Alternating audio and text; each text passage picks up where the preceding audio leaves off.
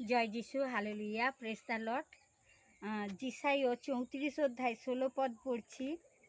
সঙ্গিনীর সহিত একত্র হইবে, তোমরা সদাপ্রভুর পুস্তকে অনুসন্ধান করো, তাহা পাঠ করো, ইহার একেরও অভাব হইবে না।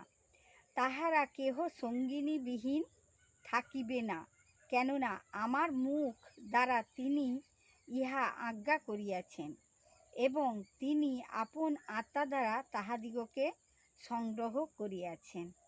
প্রভু তার আপন বাক্যে আশীর্বাদ করুন। এখানে বাক্য কি বলছে? যে সঙ্গিনীর সহিত একত্র হইবে, অর্থাৎ কেউ একলা থাকবে না। তোমরা সদাপ্রভুর পুস্তক অনুসন্ধান করো, অর্থাৎ বই খুলে, ঈশ্বরের যে শাস্ত্র বই, এই বাক্য বই খুলে আমাদেরকে অনুসন্ধান খুঁজতে বলছেন। তাহা পাঠ করো, পড়তে বলছেন, ইহার একেরও অভাব হইবে না। তাহারা কেহ সঙ্গিনীবিহীন থাকিবে না। তাহলে যে কেউ একা ভাবে, যার সঙ্গিনী নেই, সে কি একলা হবে না। ঈশ্বর তাকে ঠিক সেই সঙ্গিনী জুড়ি দিবেন, কেননা আমার মুখ দ্বারা তিনি ইহা আজ্ঞা করিয়াছেন।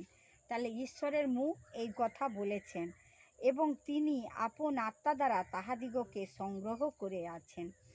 ঈশ্বরের সেই পবিত্র আত্মার দ্বারায় তিনি তাহাদিগকে কি সংগ্রহ করে আছেন। প্রভু তার আপন বাক্যে আশীর্বাদ করুন। জয় যিশু, হালেলুয়া, আমেন, প্রেজ দ্য লর্ড।